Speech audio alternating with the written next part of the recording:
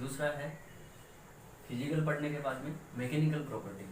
Mechanical property क्या होती है, जो हमें उसके अंदर कम ज़्यादा उस वेरिएशन कर सकते हैं। फिजिकल प्रॉपर्टी में क्या होता है, जो बताया प्रकृति से प्राप्त होती है, जबकि रिलेटेड जो ये रहती इसी से रहती है फिजिकल प्रॉपर्टी से। लेकिन इनमें क्या होता है कि गुणों को हम चेंज कर सकते हैं, अलग अलग धातु का अलग अलग गुण होता है। ये सामान्य हम सभी धातुओं में देख सकते हैं, लेकिन जो मैकेनिकल प्रॉपर्टी है वो कुछ अलग अलग धातु के अनुसार अलग अलग होती है। जैसे कास्ट आयरन प्योर रहता है, भंगुर रहता है, जबकि रोट आयरन भंगुर नहीं रहता। तो इसके आधार पर हम देखते हैं कि सबसे पहले जो आती है वो हमारे पास डक्टिलिटी। इसमें मैकेनिकल प्रॉपर्टी में डक्टिलिटी, तन्यता। तन्यता क्या होती है कि धातु को तार के रूप में बनाना। जैसे हमारे पास में ये समझो मेटल है, मेटल का फीस है, इसमें क्या करते हैं कि इसको तार के रूप में कितना खींच सकते हैं, ये इसकी प्रॉपर्टी है कि इसमें तार जितना लंबा तार खींचा जाएगा उतनी ही अच्छी इसकी डक्टाइल प्रॉपर्टी है, तन्यता की अच्छी प्रॉपर्टी है। तो सबसे ज़्यादा जो रहता है, ये एक बार मैं नोट करा देता हूँ। सबसे पहला जो है गोल्ड, सोने के अंदर सबसे अच्छी डक्टाइल स्ट्रेंथ पाई जाती है। उसके बाद में आता है चांदी, सिल्वर। तीसरा जो आता है वो प्लेटिनम आता है।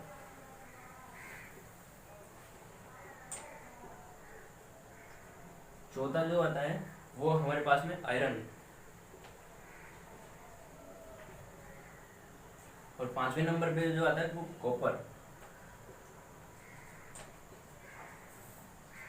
जैसे इसको कैसे बांटा कि जो सोने का जो फीस रहता है उसका मान लो आयतन के अनुसार, जैसे 1 centimetre cube, 1 centimetre cube dia है उसका, एक पीस लिया सबका, ठीक। तो सब में डाई फॉर्म में वायर खींचना, तो वायर जो खींचते हैं वो सोने में स्ट्रेंथ सबसे ज़्यादा पाई जाती है, बिना टूटे लंबाई में तार बना लेना, ठीक। उसके बाद में सोने के बाद में सिल्वर में, सिल्वर के बाद प्लेटिनम में, प्लेटिनम के बाद आयरन में ये गुण अच्छा पाया जाता है, ठीक। जो डक्टिलिटी होती है उसको चेक करने के लिए इसका टेस्टिंग भी रहता है कि डक्टिलिटी किस में ज़्यादा है। तो इसको चेक करने के लिए क्यूपिंग टेस्ट करते हैं। कौन सा टेस्ट?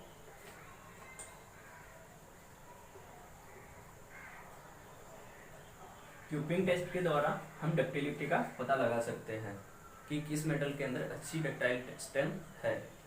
उसके बाद डक्टिलिटी के बाद में आता है मेलिएबिलिटी, ठीक। अब इसमें अंतर देखना, ये दोनों जो है गुण वो आपस में इंटरचेंज है, ज़्यादा इनमें वेरिएशन नहीं है, चेंजेस नहीं है। तो इसमें यह ध्यान रखना कि डक्टिलिटी तार बनाने के रूप में पहला। उसके बाद में दूसरा जो है मेलिएबिलिटी। मेलिएबिलिटी का जो गुण है वो ठंडी अवस्था में, कौन सी अवस्था में? ठंडी अवस्था में, ये ध्यान रखना सबसे खास है। क्योंकि इसमें क्या होता है कि मेलिएबिलिटी कई बार ऐसे भी सोच लेते हैं बच्चे कि मेलिएबिलिटी के अंदर गर्म अवस्था में हम उसको हैमरिंग करेंगे, जबकि इस मेलिएबिलिटी का जो गुण रहता है वो ठंडी अवस्था में हैमरिंग करके धातु को जद्दर के रूप में बनाना, ठीक। वो होता है मेलिएबिलिटी का गुण। मेलिएबिलिटी का जो गुण रहता है वो सबसे ज़्यादा वो इस गोल्ड में पाया जाता है, सोने में पाया जाता है। जैसे हम देखते हैं सुनार जो लगा होता है वो एक छोटे हैमर के द्वारा मेटल पे काम करता रहता है, उसको गर्म करने की आवश्यकता नहीं पड़ती, क्योंकि मेलिएबिलिटी का जो गुण रहता है आघात वर्धनीयता का, वो सोने में सबसे अच्छा पाया जाता है, ठीक। उसके बाद में दूसरा आता है एल्यूमिनियम। एल्यूमिनियम के बाद में तीसरा आता है कॉपर का। जैसे मेलिएबिलिटी का गुण वही हैमरिंग प्रोसेस करके कि समान आयतन के टुकड़े लिए, ठीक, या कैसे भी मान लो शेप, गोलाकार शेप ले लो या कैसे भी, इसमें हैमरिंग करें, ठीक। हैमरिंग कैसे करें? समान फोर्स के साथ, इक्वल फोर्स के साथ में इसमें हैमरिंग करते हैं हैंगिंग करने के बाद में वो धातु कितनी फैलती है, डिफॉर्म होती है, उसको बोलते हैं मेलिबिलिटी। इसको टेस्टिंग की विधि है। ठीक। तीसरा जो आता है मेलिबिलिटी के बाद में इलास्टिसिटी, प्रत्यास्थता। इलास्टिसिटी में क्या होता है कि लचीलापन, प्रत्यास्थता, ये खास ध्यान रखना है। सबसे पहले यहाँ एग्जांपल बताता हूँ। स्प्रिंग से आपको पता रहेगा कि इलास्टिसिटी क्या है। जैसे कि धातु पर भार, ये समझो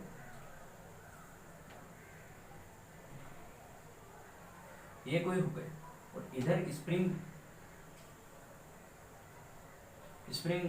स्प्रिंग हमने इस पे लटका दी, तो इधर अगर हम भार डालते हैं, वेट डालते हैं या इसको खींचते हैं, तो ये अवस्था तक खींचती है। वो कब तक खींचती है? जब तक कि इसके अंदर इलास्टिक लिमिट का गुण रहता है, इलास्टिक का गुण रहता है। इलास्टिक का गुण रहने के बाद अगर इसको वापस छोड़ते हैं तो वापस अपनी पुनः अवस्था में चली जाती है, पूर्व अवस्था में चली जाती है। तो इसको बोलते हैं इलास्टिसिटी। इलास्टिसिटी जो रहती है उसके अंदर क्या होता है कि ये ध्यान रखना है खासतौर पर कि कोई धातु कब तक इलास्टिक है, कब तक इलास्टिक लिमिट रखती है अपनी। तो यहाँ पर सबसे पहले ये प्रतिबल है और ये विकृति है। ये चैप्टर जो है वो स्ट्रेंथ और स्ट्रेस से रिलेटेड है। थोड़ा सा इसको देखते हैं। तो समझो इधर से कोई ग्राफ बनाते हैं,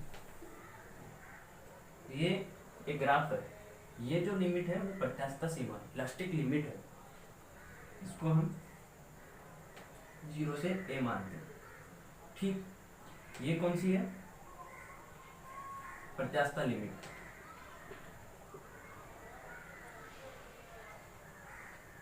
ठीक। ये जो इसमें जब बल लगाते हैं तो जो हमारा मेटल का फीस है वो सेफ जोन में रहता है। ठीक। सेफ जोन में कैसे कि इस पे जैसे खींचेंगे तो ये पुनः अवस्था में उसी अवस्था में चला जाएगा जब वो अपनी पहली अवस्था में था, जबकि यहाँ से एक दूसरी अवस्था में। ठीक। इसको बी नाम दे देते हैं। ये कौन सा जोन है? ए और बी। इसको बोलते हैं प्लास्टिक जोन। क्या बोलते हैं? Plastic zone.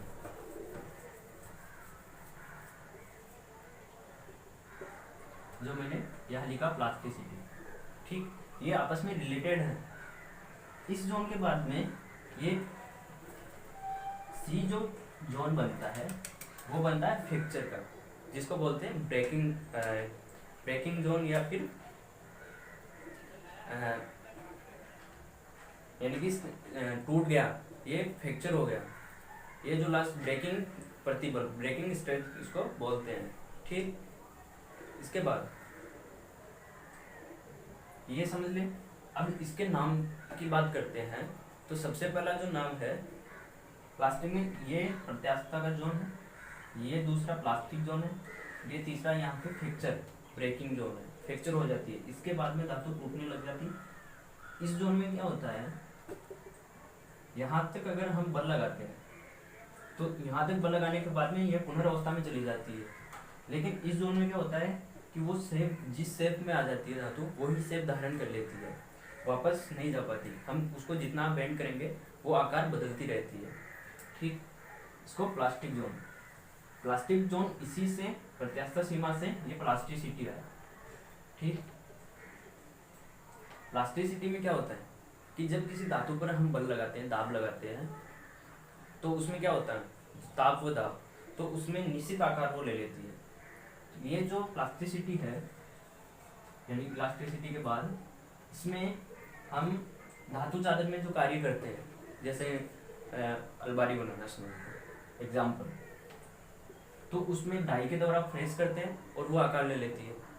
या बड़ी बड़ी इंडस्ट्री में, स्टील प्लांट्स में कोई हमें बनानी है शेप, गाड़ियों की बॉडी बनानी है, जो भी, वो प्लास्टिक लिमिट को ध्यान में रखकर बनाते हैं कि धातु को डाई के द्वारा प्रेस करेंगे और वो वही आकार ले लेती है। ठीक। तो प्लास्टिसिटी और इलास्टिसिटी आपस में संबंध रखती है कि इलास्टिसिटी में धातु इलास्टिक लिमिट में स्प्रिंग का गुण रखती है, जबकि प्लास्टिक लिमिट खोने के बाद में वो प्लास्टिक लिमिट में चली जाती है, और प्लास्टिक लिमिट के बाद में वो फ्रैक्चर हो जाती है, टूट जाती है। ठीक, इसके बाद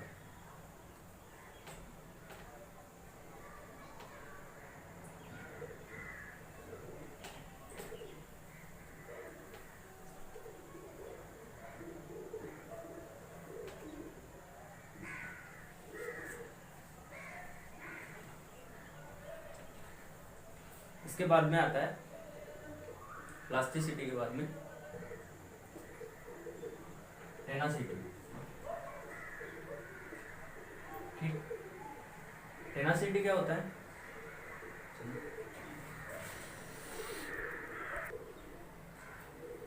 प्लास्टिसिटी के बाद में आता है टेनासिटी। टेनासिटी में क्या होता है कि धातु का वह गुण जिससे उसको दबाने, जैसे ये इधर से अगर प्रेस करते हैं तो दबाने या इसको खींचने की शक्ति रखती हो, यानी कि खींचने पर एक लिमिट तक ये टूटती नहीं हो। तो टेनासिटी का वह गुण जिसमें खींचने या दबाव डालने पर वह टूटती नहीं, उसको बोलते हैं टेनासिटी। टेनासिटी में क्या होता है कि जैसे टेंसाइल स्ट्रेंथ बोल दो इसको, कि जैसे बड़े बड़े पुल बनते हैं, जैसे हैंगिंग ब्रिज बनते हैं, तो वो किस पे लटके रहते हैं? रस्से पे। ठीक, तो इस रस्से की टेंसाइल स्ट्रेंथ को ध्यान में रखकर वो पुल बनाए जाते हैं। हैंगिंग ब्रिज जो बनाए जाते हैं वो टेंसाइल स्ट्रेंथ को ध्यान में रखकर बनाए जाते हैं। क्यों? क्योंकि जो वायर होते हैं, तार होते हैं उसके अंदर, जैसे एक समान व्यास के तार वायर लेते हैं, उनकी धातु की वो टेंसाइल जो कैपेसिटी है उसको सबसे पहले चेक करते हैं, उसके बाद में उससे बनाया जाता है। तो टेंसाइल स्ट्रेंथ जो होती है वो 3 प्रकार से हम देखते हैं। जैसे टेंसाइल स्ट्रेंथ के अंदर सबसे पहले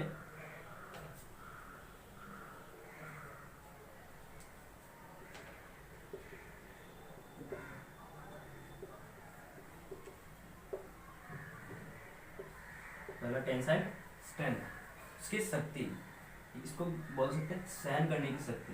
धातु का ऐसा गुण जो कि खिंचाव शक्ति को सहन करती हो। ठीक, उसको क्या बोलते हैं? Tensile strength. किसके अंदर? टेनासिटी के अंदर। ठीक है, कि जब हम किसी धातु को खींचते हैं, जैसे इधर से सेंटर पर, इधर से इधर या इधर से इधर खींचते हैं, तो वो शक्ति कब तक रखती है? जब तक वो शक्ति रहती है नहीं टूटने की, उसको टेंसाइल स्ट्रेंथ बोलते हैं। टेंसाइल स्ट्रेंथ के बाद में आता है दूसरा अल्टीमेट टेंसाइल स्ट्रेंथ। ये स्ट्रेंथ है, बड़ी स्ट्रेंथ, यानी कि इसमें क्या होता है? इनइम्पैक्टिबल। टेंसाइल स्ट्रेंथ में क्या होता है कि जब धातु टूट जाती है, यानी कि जब इसको खींचते हैं तो ये टेंसाइल कैपेसिटी जब खो देती है, तो जो नेक्स्ट स्टेज प्रोसेस होती है उसको टेंसाइल, इसमें टेंसाइल अल्टरनेटिव टेंसाइल स्ट्रेंथ बोलते हैं इसको। इसके अंदर क्या होता है कि धातु अपनी टेनासिटी की शक्ति खो देती है। ठीक, इसके बाद में जो आता है वर्किंग स्ट्रेंथ।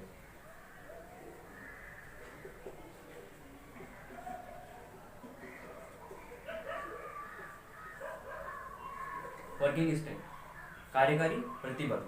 इसमें क्या होता है कि वर्किंग स्ट्रेंथ में जब हम किसी धातु की टेंसाइल स्ट्रेंथ को चेक करते हैं तो उसके छठे भाग तक हम उसको काम में लेते हैं, यानी कि टेंसाइल स्ट्रेंथ कितनी है उसका छठवां भाग, छठवें भाग को मद्देनजर रखते हुए हम वो रस्से बनाए जाते हैं जो कि हैंगिंग ब्रिज में या कहीं भी काम में लेते हैं। कि जैसे ये समझो कि 10 है उसकी क्या वर्किंग स्ट्रेंथ, तो उसमें से 6 नंबर तक हम काम में लेंगे, 4 तक सेफ जोन में रखते हैं, सेफ जोन के लिए। तो जो वर्किंग स्ट्रेंथ होती है वो alternative tensile strength upon 6।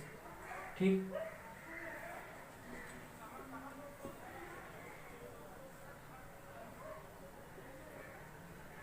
Alternative tensile strength upon 6, ये इसका फॉर्मूला होता है। वर्किंग जो स्ट्रेंथ होती है उसको स्ट्रेस को निकालने का। ठीक है। उसके बाद में आता है factor of safety. Factor of safety में क्या होता है कि जो सेफ जोन होता है, यानी कि alternative tensile strength plus alternative tensile strength upon working strength का जो अनुपात होता है उसको बोलते हैं हम फैक्टर ऑफ सेफ्टी। ठीक।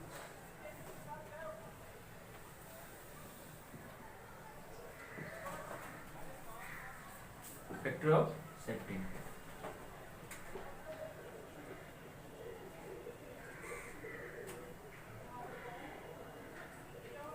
इसके अंदर क्या होता है, अल्टरनेटिव टेंसाइल स्ट्रेंथ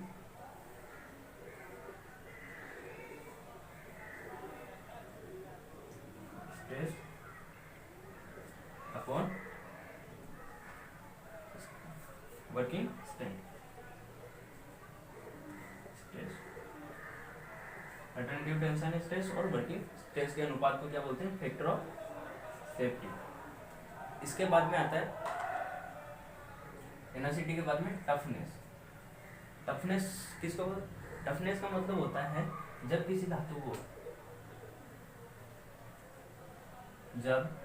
धातु को बार बार ट्विस्ट करा जाता है या उसको वापस ट्विस्ट को खोला जाता है, यानी कि उसको मोड़कर बार बार रस्सों के रूप में बनाना, तो उसको बोलते हैं टफनेस।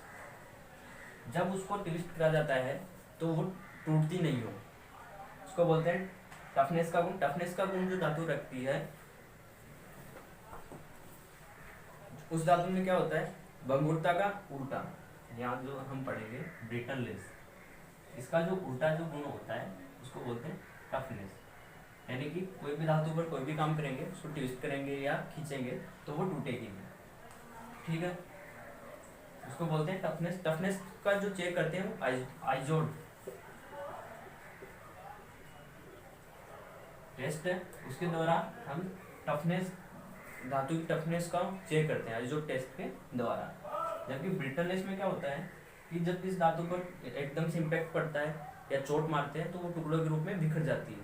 टुकड़ों के रूप में बिखरने के गुण को बोलते हैं ब्रिटलनेस। ठीक, टफनेस और ब्रिटलनेस आपस में विपरीत है। टफनेस के अंदर ये ध्यान रखना कि धातु टूटती नहीं, जबकि ब्रिटलनेस के अंदर धातु टूट जाती है। ठीक, उसके बाद में आता है हार्डनेस, कठोरता।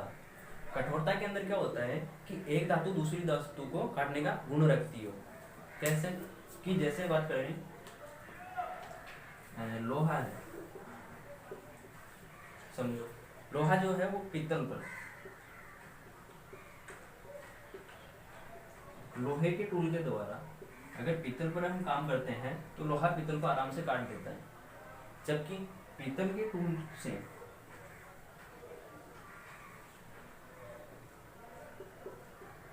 अगर एल्यूमिनियम पर काम करते हैं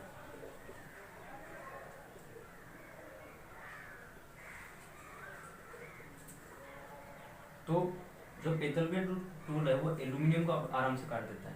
तो इसमें अगर हम ये देखें कि कौन सी मेटल हार्ड है, तो लोहा सबसे हार्ड है, इसको बोलते हैं हार्डनेस। हार्डनेस के गुण की अगर हम जांच करते हैं, इसकी टेस्टिंग की जो विधि होती है वो 4 प्रकार की हम पढ़ेंगे, जो अगले लेक्चर में बताई जाएगी। जैसे हार्डनेस में सबसे पहला जो रहता है वो रहता है वीकर मेथड। ठीक,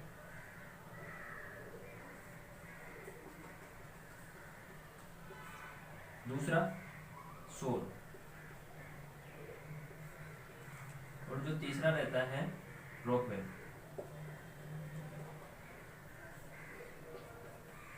ये हार्डनिंग टेस्टिंग की विधि है जिसके द्वारा हार्डनेस का पता लगाते हैं। इसके अंदर विकर्स मेथड, सौर और रॉकवेल जो मेथड वो अगले लेक्चर में हम आपको बताएंगे हार्डनेस के बारे में। ठीक, उसके बाद में आता है मशीनिबिलिटी। मशीनिबिलिटी के अंदर क्या होता है कि कोई धातु मशीनिंग आराम से करने का गुण रखती है, उसके ऊपर कोई भी ऑपरेशन करते हैं हम मशीन के ऊपर, तो उसके ऊपर आराम से धातु उसके ऊपर से हटाई जा सके, वही मशीनिबिलिटी का गुण है। जैसे हम HSS या HCS मान लो, HCS के टूल से हम माइल्ड स्टील के ऊपर LCS यानी कि लो कार्बन स्टील।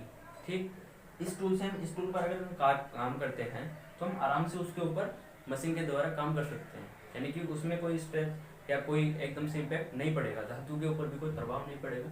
तो जो मशीनेबिलिटी का जो गुण रखती है उसके ऊपर हम मशीनिंग प्रोसेस आराम से कर सकते हैं। ठीक, हार्ड नहीं होती वो धातु, उसको बोलते हैं मशीनेबिलिटी। उसके बाद में आता है फटिंग रेजिस्टेंस। फटिंग रेजिस्टेंस के अंदर क्या होता है कि जब किसी धातु पर एकदम से इफेक्ट पड़ता है, इफेक्ट मतलब फोर्स लगता है, तो वो धातु टूटती नहीं है। यानी कि ब्रिटलनेस में क्या होता था, वो धातु टूट जाती थी एकदम से फोर्स या एकदम से हैमरिंग करते थे, जबकि फटिंग रेजिस्टेंस में ऐसा नहीं होता है। इसके अंदर धातु बैंड ही होगी जबकि टूटेगी नहीं, बिखरेगी नहीं। तो ये होता है फटिंग रेजिस्टेंस। आज का जो अपना टॉपिक था धातुओं के गुणधर्म, नेक्स्ट क्लास में हम आपको बताएंगे, इसको डिवाइड करेंगे धातुओं में आगे, जैसे आइस के बारे में। वीडियो देखने के लिए बहुत बहुत धन्यवाद।